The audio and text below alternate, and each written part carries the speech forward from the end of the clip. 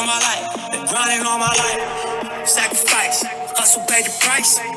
Want a slice, got to roll the dice. That's why all my life, I've been grinding all my life. Yeah. All my life, been grinding all my life. Yeah. Sacrifice, hustle paid the price. Want a slice, got to roll the dice. That's why all my life, I've been grinding all my life. Look, I'm married to this game. What's the deal? It's your boy Sam holding it down right here in the heart of North Kakalaki. Alongside me is the one and the only Nate, straight out of London. So buckle up, because today we're about to get deep into the world of fantasy football and all things roster wars related.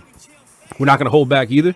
You're going to get the real deal breakdowns, the fire debates, and all the unapologetic opinions you can handle. They'll hit you in the mouth like a linebacker on game day. So whether you're cheering from the bleachers or strategizing on your couch, we've got your fix right here. So here's the game plan. If you're vibing with what we're throwing down, don't be shy and show us some love. Like and subscribe and stick around to the latest and greatest in the world of pigskin pandemonium. We're stoked to have you on board, and we're bringing the energy to every episode. So ladies and gentlemen, welcome to the International Football Bros podcast, where passion meets pigskin and the excitement is off the chart. Let's do it.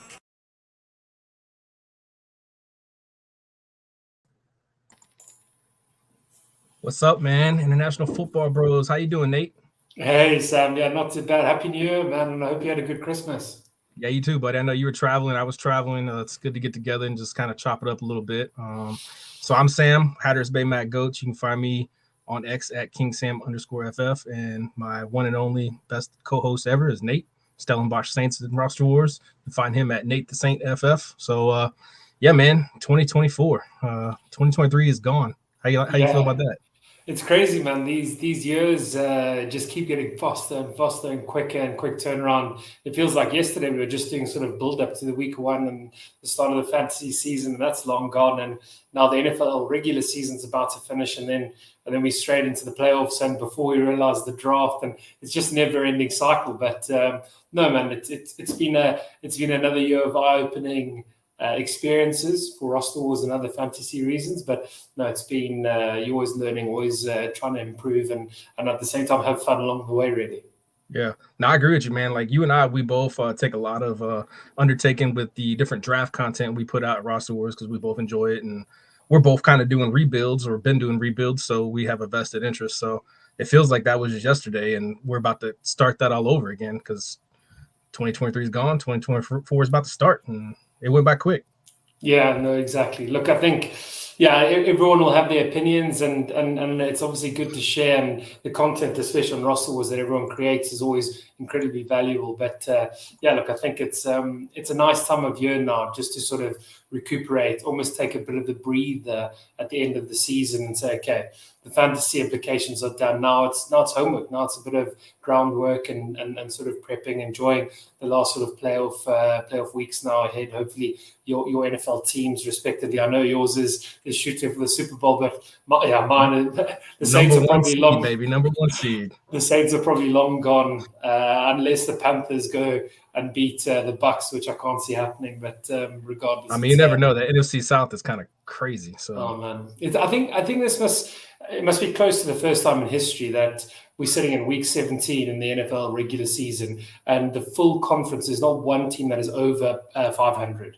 It's never. It can't ever have been done before. It's been absolutely. I remember the NFC West a couple years back was pretty putrid too. So. But yeah, they may have been. I think the one that got in was over 500, but still, it's crazy.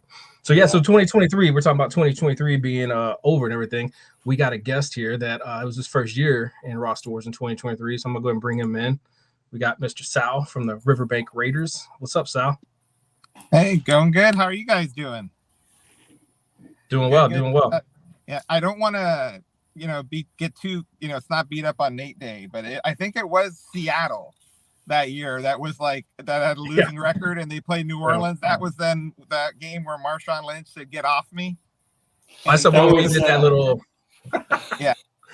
beast mode, beast mode. Yeah. Sorry. Yeah, you're bringing absolute nightmares back. The Saints have had a horrible 10 years in terms of playoff runs, so I'm hoping we miss it all together this year, to be very honest. Yeah. Hey man, but you can manage a cap like no other though. Like it's insane. Managing or kicking the bucket down the line, I think they're two different things. I don't think we manage it very well, but we find a way of diversifying our salaries. Yeah, exactly. Well, you made Taysom Hill very happy. I'll tell you that. Yeah. So, well, I definitely did want to talk a little bit about my first year in Roster Wars. First, I wanted to congratulate the Rottweilers for their win, in our league, in our side of the league. So definitely much props out to them. It was definitely a learning experience. I was just talking to Sam a little bit before we started. I think my biggest thing was just the contract years. I got a little bit too close to that 120 number, and it kind of I was kind of almost at some point waiting, like I couldn't really make too many moves until I could put somebody on IR and without going over that. And so that kind of put me in a position that was a little bit of a difficult position where even if somebody came up, I was already kind of at that number.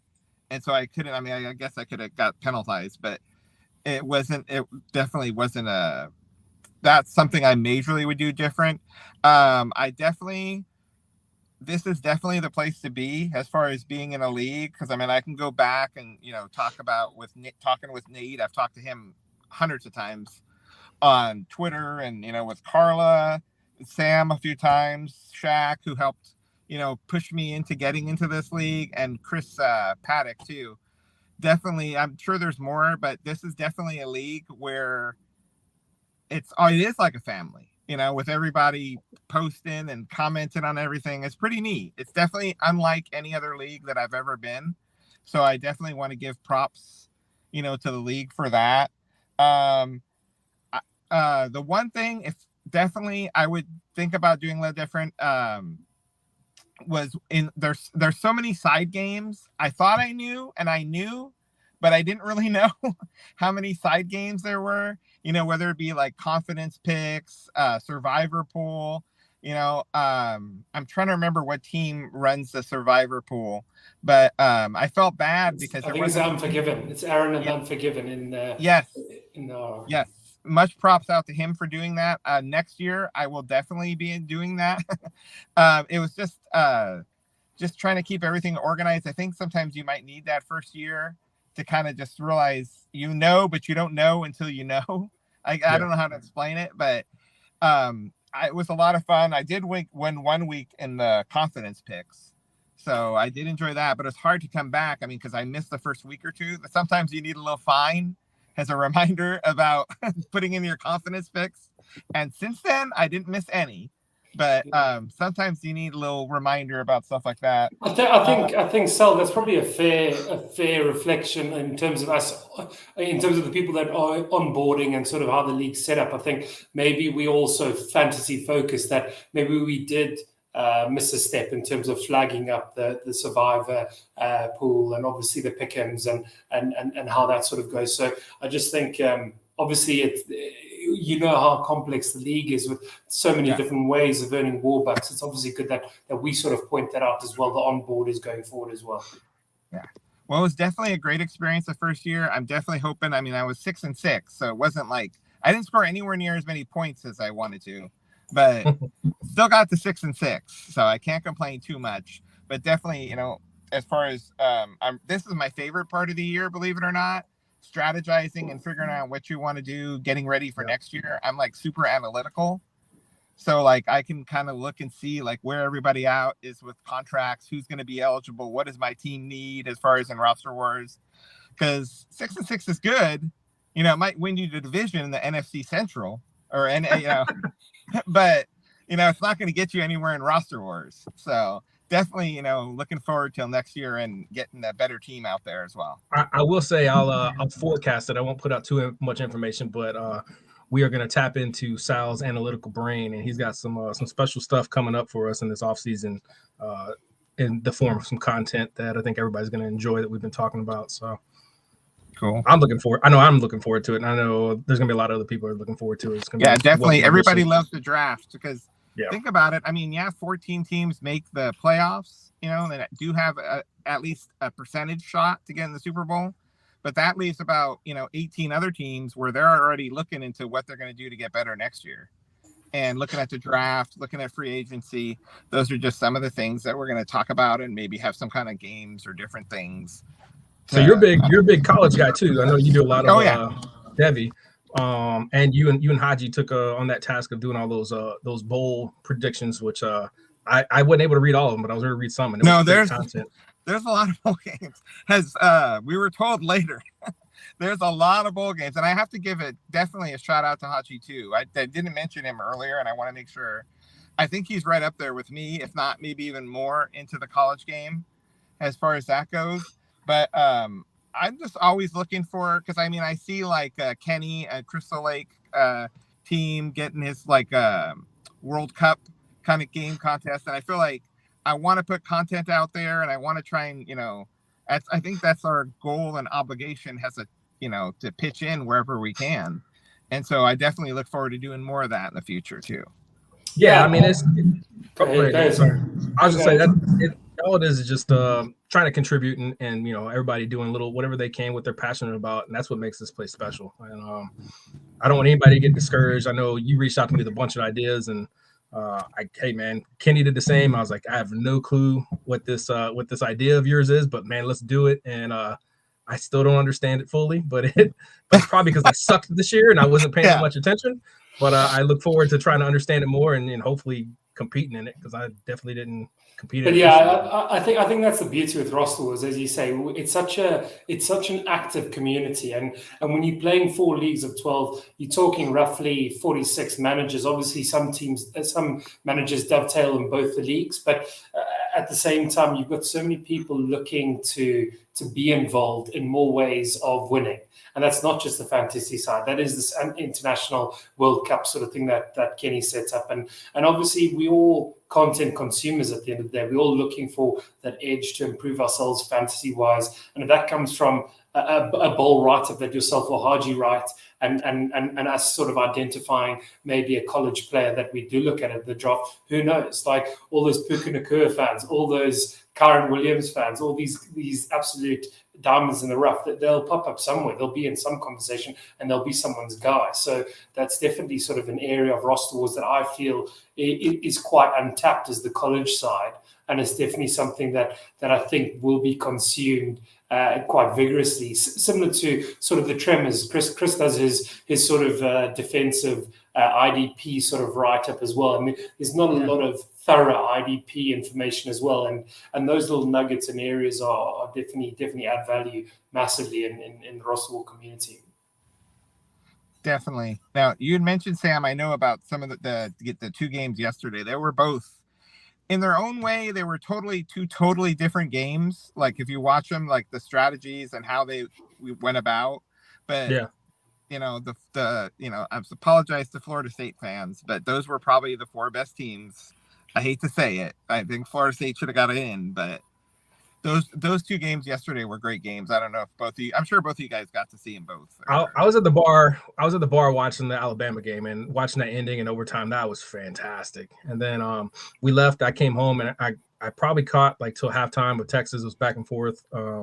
My kid, my youngest, he's trying to take the next step in his rowing career. He's trying to get into college as a scholarship. So we get up at 3:30 in the morning to go to practice. So halftime I tapped out, but I woke up and I read that, hey man, it was a battle all the way through. Texas kind of had a hard time in the 3rd quarter, but they came back. Yep. And I wish I could have seen it, because it sounded like, I'm sure I'll stream it and catch the last 2 quarters. But I'm from Texas, so I was rooting for the Longhorns. I wanted the Longhorns to win, but I really thought Penix wasn't gonna be able to do it against that defense. But man, he's a pocket passer, and he can run if he needs to. Yeah, he can run if he needs to.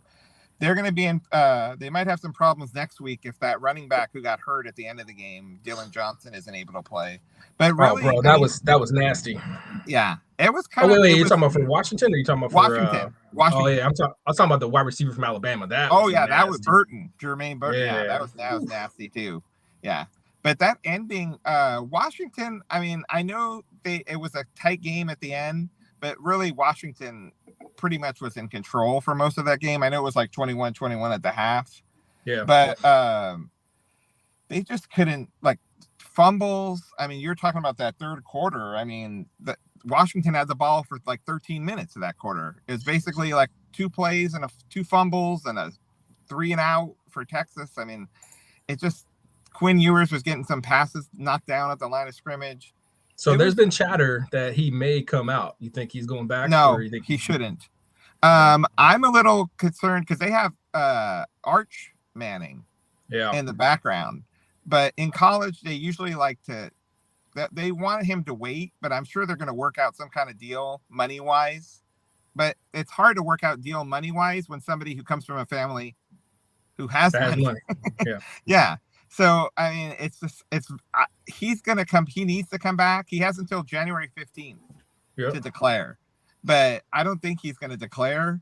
I don't think he's ready for the NFL. I know quarterbacks want to come out because they want to get NFL money, but it doesn't always work out that way. I mean, it's going to be. So what's your take then? Let's assume Quinn Ewers obviously does stay.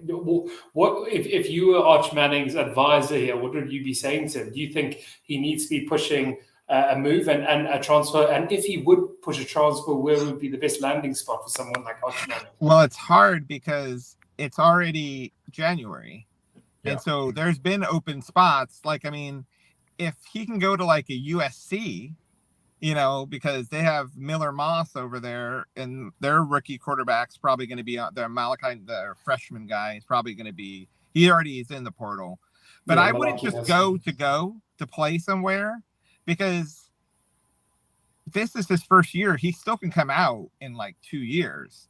You only have to be in out of 3 years out of high school before you go to the draft. So if he doesn't play next year, one really good college year is enough, I think, if at a place like Texas, to get you first round draft capital. Bro, a place like North Dakota State was enough for Trey Lance. So I mean, yeah. I know. We all know how that ended up. We know how I'm still holding on to him in one league. I refuse to let him go. It's hard to go anywhere because it's like, you want to. Most people, if they're good, they kind of want to go somewhere, but it all comes down to where. And if you're going to go to like not a top, 10 team like Texas, well, I don't know. I mean, what's the point? Because I mean, the name Manning will carry you. Exactly. He's gonna get what he wants to get because he's got that name attached. So it's. Yeah. So, but I mean, Washington, like back to, to the game, I think that you can't stop those receivers. They're just loaded. Buddy, I kind of had Rome Odunze lower on my list, but I might need to go look at that a little more. There's some scouts who have him ahead of Marvin Harrison. It's hard to put him ahead of Marvin Harrison. It's hard, but I can put him up there with like Malik Neighbors. See, I had him as my number 3 behind Neighbors, but he may go above that. I don't know. Yeah, I mean, he looked good, but Penix looked really good in that game. Texas just had no answer. They couldn't get anything going offensively. The turnovers, killers. Yeah, and they kind of lucked into that last drive. I mean, 45 seconds left. The running back goes down. That clock would have kept on running. If they didn't run into the punter, they kind of were hurting themselves.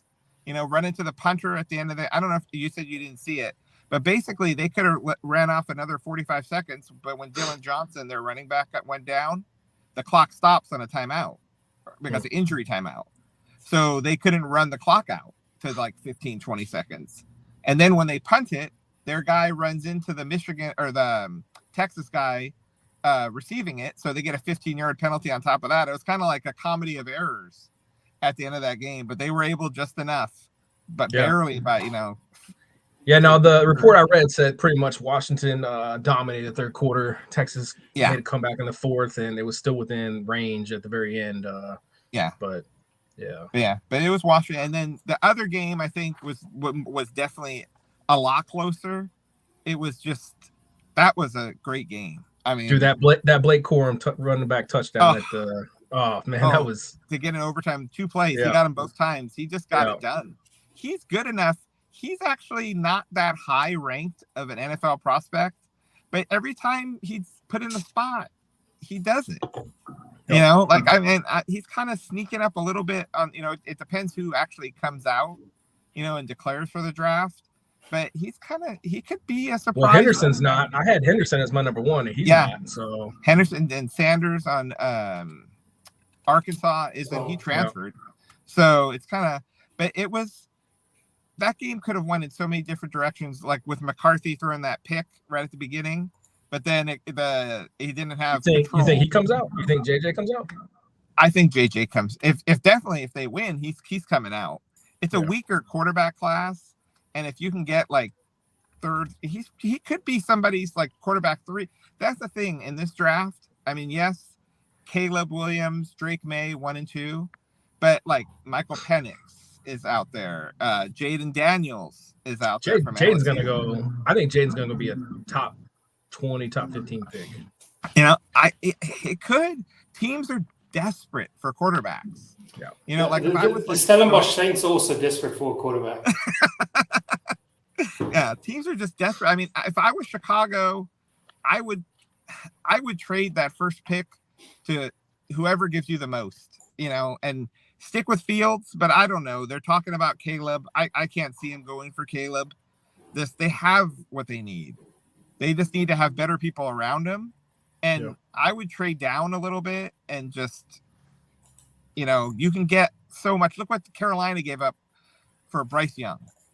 And I mean, it hasn't worked out for them, but if you can get like 2 firsts, a second, a player, I mean, Chicago needs that. They're not that far away. Teams can go from where they're at to making the playoffs. They were close to making the playoffs, you know, with the way they're playing right now. You know, I'll tell you this, man. I've said it privately. I'll go ahead and say it publicly now that I know London Mike, the Bears are his team, but man, I don't want any skill positions.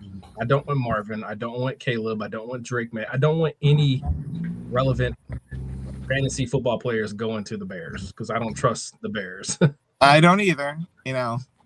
Yeah, but I mean, Justin Fields, a lot of times he can pull these plays out of nowhere where you think he's going to get killed and he gets a pass off or, you know, is able to run and make this amazing play. Not too many people watch Bears games, so that might be a reason why not too many people are aware of him, but then he'll make a bonehead play the next play. So it's kind of like, you know, he's not there yet, but he's better than people think. Yeah. So okay, 2023. Nate, where'd you finish at? You avoided pink, but you got the number 1 pick, right? Yeah, exactly. I played a blinder, as they say. Nice. What was your record? I ended 2-10. So the 2 very crucial wins kept me away from pink. And I think Sal, 6 and 6. Sal did 6 and 6. I have some early picks. I did 2 and 10. Yeah, you I do? had some. I know I have some. I have to look at it, but I know I had. Do you remember what, Nate? I remember we talked a little bit about it. I think I have the second or I forget. I have to look. So I hate to be a bearer of bad news, Sal, but I have your first and I have your second round pick. So I do have the 103 and the 203 on top of the 101 and the 201. So it might be a slightly you can do the homework for your pick and help me pick the right guy. That's the ideal world. Well, you want a quarterback. I want probably 2 quarterbacks. I think I could definitely hedge it. So you have the 101 and the 103? Yeah, that's what we're. You want 2 quarterbacks. And the thing is, I'm also desperate at running back, but I just think this is not the year for a running back. No, which doesn't help. So look. I know you've got some lovely running backs on the Raiders team. So I'm sure we could have a conversation about this 203 maybe or 201. Everything is up for debate. I want to throw that out there too. I am usually, because I'm in like a ridiculous amount of football leagues, I'm usually not the one to like, hey, let's trade or let's do this. It doesn't mean I'm against trading or don't want to trade, but a lot of times I kind of like a message or something like that. I'm definitely open to trading. It's just usually not. Nathan likes long walks on the beach. He likes to be smoothed before he does a trade. Yeah, I like to know someone before I trade with them. So we have to go to dinner. We have to understand what our hobbies are on the weekend, just so I know what slight bit of information I can use. But Sal, I will go back and actually say, although I've got your first, you do still have 2 first-round picks. Yeah. You do have the 105 and you do have the 107. So you've got the Tampa Tough Guys first round, and you've got the Dallas Spurs first round. Yeah, so, I went early in that dispersal draft. I went and picked, because at a certain point after you got in that dispersal draft, after you got past like 5, 7, maybe even 8 picks, it was like, just take the pick, just get the first, and And so I loaded up before anybody could on those, because if I remember right, I was picking at like a corner. So I had 2 picks back to back, and so I remember I took the one at 1.5 and the 1.7. If I remember right, like you just want to load up on picks because it's what's out there. You've seen what some of these guys can do. It's better to take the potential of what could be.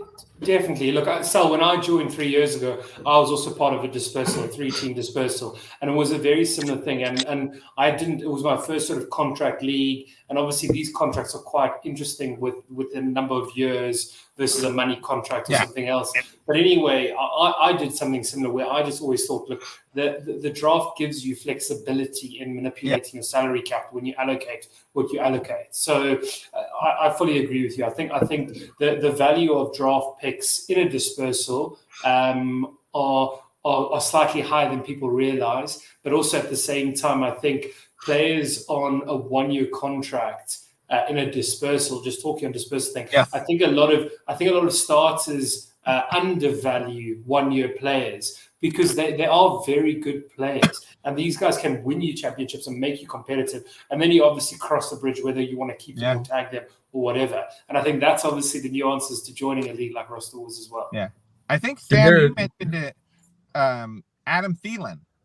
Yep, was the guy you mentioned, I think, or it was on this podcast, I want to say. Or it was, you mentioned him somewhere. I remember.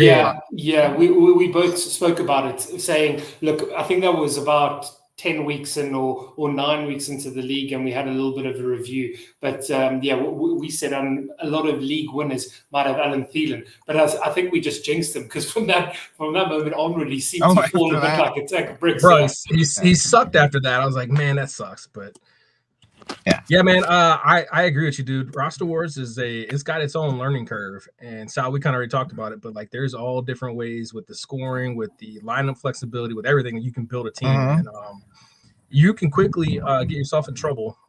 And I thought I had shared that publicly about the whole contract thing that you mentioned, but maybe I didn't. Maybe I just talked to someone individually about it. But that was definitely one of my big lessons learned off of year one was.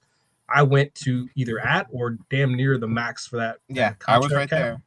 I leave enough wiggle room. And I mean, if I remember right, even just quarterback wise, I remember seeing some kind of stat like 15 teams or 8, some ridiculous amount of teams had a different quarterback starting week 17 than they did week 1. Bro, this was the year you could pick up a quarterback off the free agency. Like, it was the year, unless you just everybody took everybody, this was the year where you could find a replacement for at least a week. So at least a week, at least a week or so. So I mean, that's the thing. And I was sitting at, just to reiterate, I was sitting at like, I want to say 118, 119, and I thought, I go, how many players could there be coming out? Because I mean, these leagues, these rosters are stacked. How many players could really be coming out?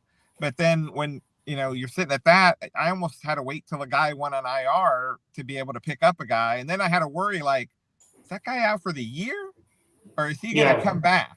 Because if he comes back, what am I going to do? Exactly. And I think that's what a lot of people forget in Roster Wars is as soon as they come off their IR, they have to be re-put in the league. And now if you've got a player like, for example, I look at your IR here, and you've got someone like Joe Burrow on a 4-year contract. If he goes off, you obviously free up that contract. But as soon as he comes back, then it's absolute chaos. So I think you have to make sure it's a season-ending injury to actually use the IR in that manner, really. In the league. So definitely, I'll stick to that 110 area. Hey, don't be telling my secrets. Oh, I'm not telling your secrets. It's not a secret.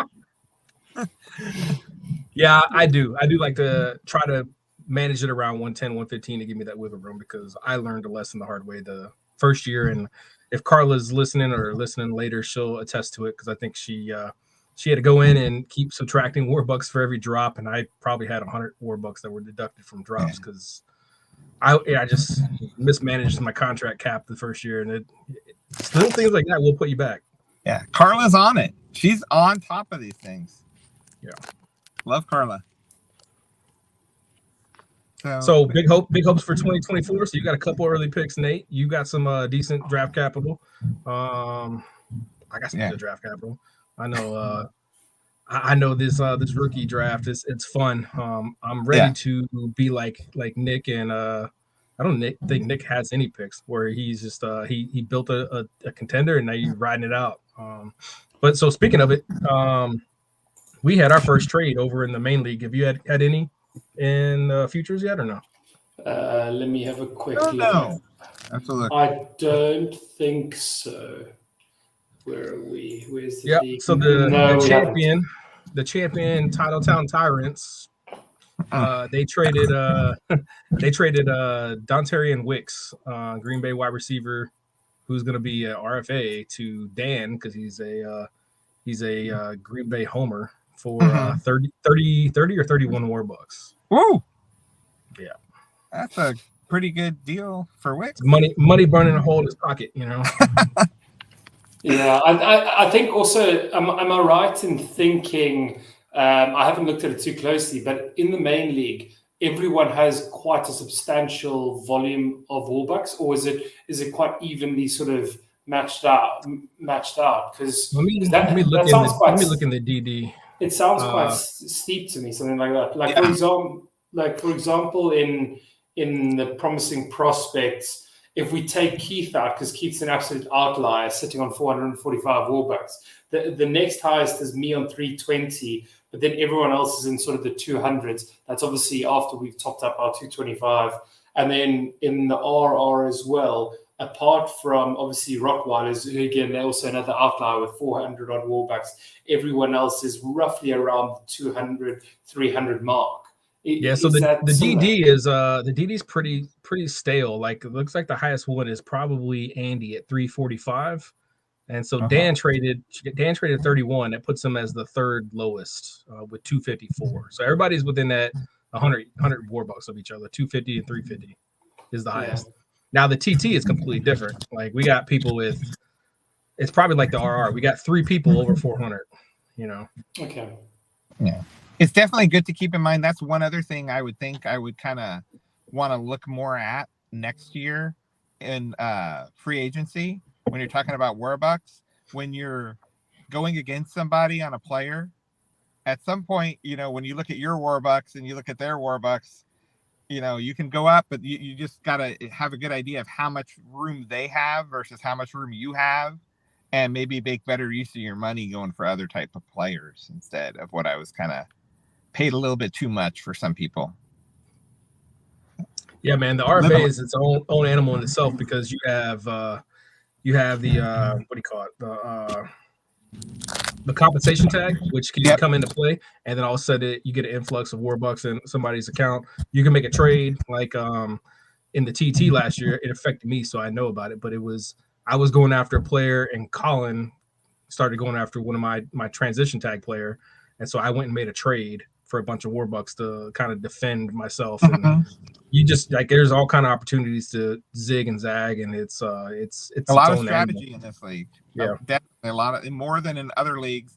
I've just been in a lot of other leagues where it's kind of like set it and forget it. You know, there's not as much of that kind of strategy, and so that's one of the other things I like about this league is there's a billion different ways that you can, you know, do it. Get that competitive edge. You really and get that competitive edge. Where, you know, this is active. I have leagues where I have some leagues where there's no trades, you know, or like, you know, 1 or 2, and you know, and there's hundreds in this league. Yeah, and I think that's the beauty as well. And look, as you sort of pointed on, there's so many different periods of activeness, and some are more sort of administrative, like obviously now we're going into January which is sort of the owners meeting, and what you'll see now, Sal, is there are a lot of sort of proposed rule changes and votes on rules, and we'll go through that for sort of the next month or so, and then obviously in the build up to the draft there'll be sort of the draft, then sort of RFA and quite a few things there. Flip, I've been in the league, for 3 years now, but I'm still trying to remember. It is, you do the draft first, then you do RFA. And that's just sort of, yeah, so you sort of have different stages to trade, different stages to obviously negotiate and sort of get those ages as you're talking about earlier. It's the other way around. You do the RFA first. RFA first, yeah. Yeah. So again, it's when you're sort of leading up to the RFA now, looking at your Warbuck kitty at the moment, it's sort of who am I going to tag, bearing in mind what I have available to me in the draft as well. So, for example, this is not me giving away too much because I will throw some sort of tag on Kyler Murray. I'm just not sure yet. But I do have the 101 and I do have the 103. So I could always go and say, well, look, I'm still rebuilding. Let me comp tag Kyler Murray and try get 100 Warbucks for him. And then I'll just take Drake May and I'll take Caleb Williams, or I'll take Jaden Daniels and Caleb Williams, or I will find a way. And then suddenly I'm sitting, I've cut my ties with Kyler Murray and I'm sitting with 2 rookie quarterbacks, which is risky, but at least I've sort of earned a big Warbuck possible return on someone like him. So, yeah, there are different ways of thinking about it. Yeah, bro, it's fascinating the way different ways you can go. It's fun thinking about all the different ways. Yeah, it's definitely a good strategy. And it's good. It's just kind of like, yes, the NFL season's over soon, but like fantasy football and roster words is all year. It's not, can't just tune out in January, February, March and come back April. Oh, what happened? Who did my team pick? It's like for me, it's all year. Exactly.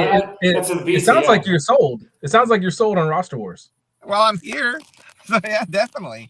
I dropped out. I didn't do the math because I didn't want to do the math, but I was in 25, 28 leagues, something like that. Mm-hmm. I'm dropping about 15 of them, and this definitely what I'm saying in, of course, but because I want to give more time, because I want to focus. I don't want to give a little bit of time. I want to be able to give as much time as I possibly can for all these leagues that I'm in, and the best way to do it is to cut down on leagues I don't enjoy as much. And so those ones I'm heading out, and better to tell owners, if you're leaving a league, tell them right away. I don't like people who drop out like last minute and they're scrambling. At least give people time, to look for it. But this is definitely one league where I'm definitely going to stay and enjoy, because it's just a strategy later on. I used to be just, regular season, seasonal, now I'm in, dynasties, Devi, C2C, IDP leagues. I'm always looking salary, contract years. I'm always looking for something different, something that's what drew me here. I know Shaq had been talking to me about it for a while. And then that's what finally, him talking to me about it got me over here. So shout out to Shaq. So. Well, I think the next sort of role in your roster wars progression is you being a Shaq to someone else. It's you finding someone else that's as crazy about fantasy as yourself, and that's what we all try to do here, especially sort of in the Futures League and in the league that you'll notice, like you obviously committed, but there is a bit of turnover that you do find occasionally. Hence, you obviously joining with your dispersal with 3 teams, and I think it's very important. And this is to you, but this is to the entire roster wars family in general. I think this is a great time, especially when the season is freshly finishing and people are sort of regretting not winning the championship or thinking about how they're going to improve their team. This is the perfect time now to reach out to guys that or women that are invested in fantasy and looking for something in off season, because this is a league that is, as you say, it's every single month of the year. There's no switch off period here. So people that are now like, oh, and I'm going to have to wait 9 months until my league starts again in September. Like, this is the league for them. This is the league that they engage in, and I think it's good that we all just keep growing this community at the same time. Yeah, Nate went right where I was going to go with it, and it's because I've tapped the people that I feel like would be a good fit. Nate's probably tapped the people he feels good fit. So it's getting out there to different people and just getting it out there Yeah. about roster wars, because like you said, man, this is I did the same thing. Like I never had 45 leagues, but I had a lot to where my wife was slapping me, and I've definitely reduced them, and I even reduced them more this offseason to be more just present for the ones that I really enjoy. Yeah. Not that I didn't enjoy the other ones, but it's, hey man, I want to invest my time in these ones. And I think I've heard Andy say it a couple times like that. That was kind of his vision, was he wanted just a league that, hey, he felt was home, and that's what this thing has became. And it is like you said, it's a family. We were talking about it before we got on here that, I mean, I've done meetups with several different people. I'm hoping that Nate or Mike can meet me in Belgium here in a couple weeks, but I've gone across the world to see different people just because of my opportunities. But you meet them, and after you've been talking to them and playing fantasy football, and it's not weird. It's cool. And my wife has met some, and she's like, man, this is strangely like just normal. I'm like, yeah, man, everybody's normal here, and then just good friends that have an addiction to fantasy football. I love the updates from Stai's wife, right? Yeah, Stephanie. Yeah. I love those updates too. I mean, that's what family is. Yeah. So definitely. Yeah, it's a unique place. It's very unique, and I think that's what all of us fundamentally have when all of us got into fantasy at different stages of our lives, is we're all looking for that fun, that game, but also that community. And I think that's why you find people really buy into roster wars. Well, gents, this feels like a good place to say, hey, let's end 2023, which we already did a couple days ago, but and look on to 2024. We're about 40 minutes in. Unless you guys got anything else, we can go ahead and wrap this up and just say appreciate everybody that is looking in. I know David was had a comment about Sal sniping a pick from him. Yeah. You're welcome. Yeah, I'm hoping to snipe some more this year. I know it's the middle of the day, so it's hard for people to get on live, but we've had some good comments throughout the year. It's been fun doing this live thing with Nate and with our guests and everything, and so we'll definitely try to continue doing this, and appreciate Sal you being on. And yeah, anytime. I'd love to be on it. It all comes down to like a time thing. Whenever you guys do it, I'd love to be on it. Every once in a while. Yeah, bro, you're West Coast, I'm East Coast. Nate's over in London. Yeah, I'm far away. So thanks for you guys also accommodating my time zone as well, because I'm more of the outlier. I'm 5 hours ahead of Eastern time. So you're 8 hours ahead of me. Exactly. So you're ready to go to bed. I'm an hour away from bedtime, whereas you're probably doing your school run in the morning, Sal. Yeah. No, it's again, it shows the beauty of this league, but fantasy NFL in general. Yep. Thank you very much for having me, Nate, Sam. I really appreciate it. Thanks. Yeah, buddy. Nate, you got anything else?